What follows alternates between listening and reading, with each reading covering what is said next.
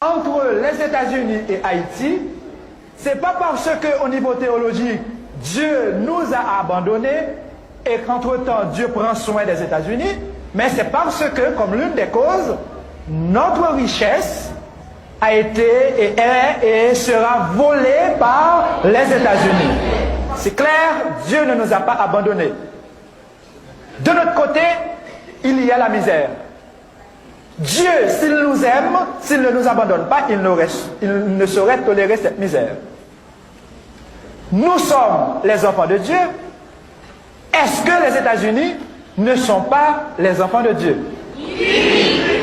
Si les États-Unis, eux aussi, sont des enfants de Dieu, est-ce que réellement les États-Unis nous aident? Ou au contraire, est-ce que les États-Unis se cachent derrière des aides pour nous exploiter encore davantage?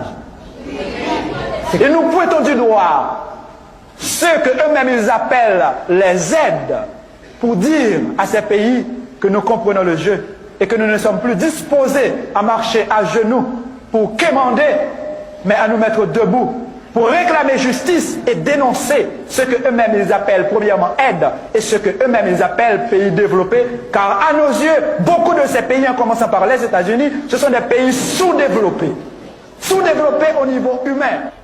Ce fut ensuite au tour de la Suisse d'être mise en cause. Qui ça n'est pas capable de dire dans la banque? Ça n'est pas capable de dire. Côté l'argent, nous, Alchita.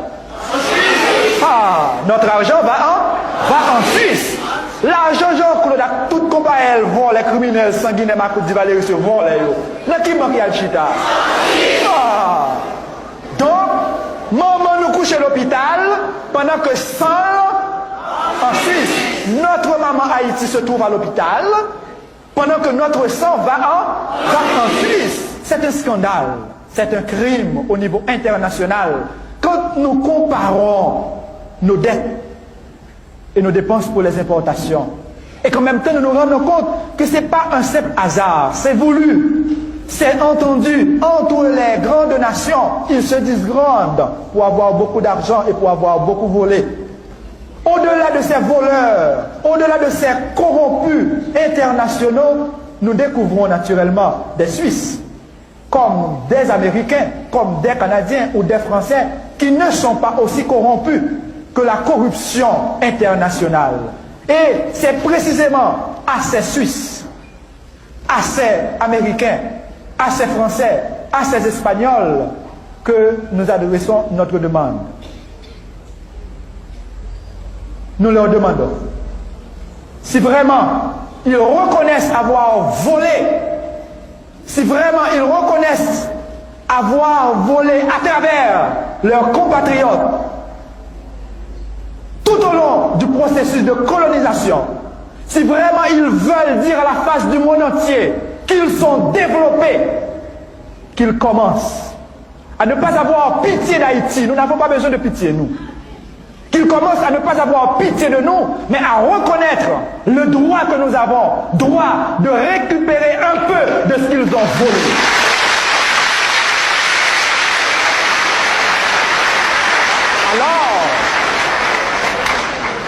Alors, ils pourront se dire des personnes humaines qui transcendent le matériel pour déboucher sur une dimension spirituelle où la personne humaine se développe continuellement et n'ose pas appeler quelqu'un qui l'a exploité un sous-développé quand lui-même il est le premier sous-développé.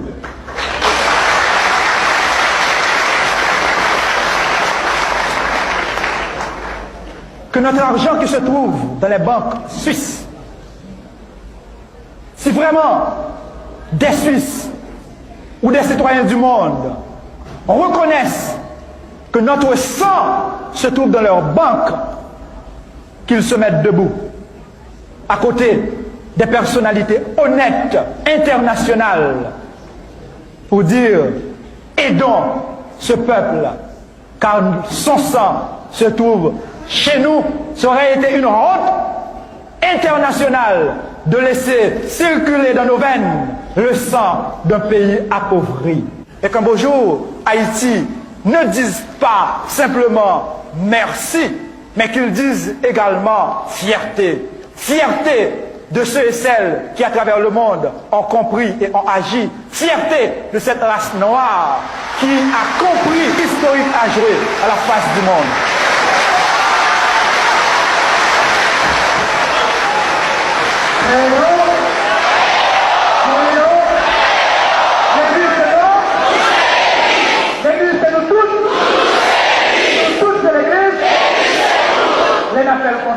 D'arriver vite, quand vous êtes là, ou non papa, à plus là, à l'aise.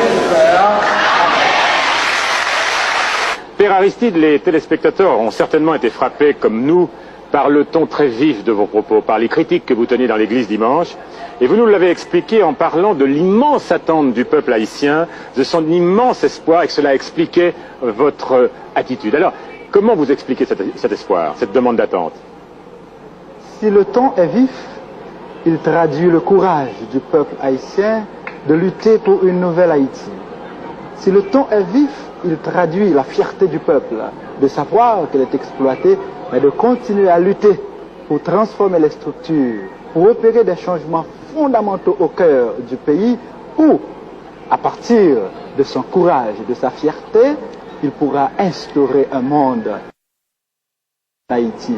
Autrement dit, en dépit de la mauvaise foi du gouvernement provisoire, en dépit de la corruption nationale et internationale, en dépit de ces structures monstrueuses qui exploitent le peuple, il sait qu'il pourra travailler pour changer, il sait qu'il finira par changer le pays. Voilà l'étoile de l'espérance qui brille aux yeux de l'Haïtien. Nous sourions, mais notre sourire n'est pas un sourire naïf, non.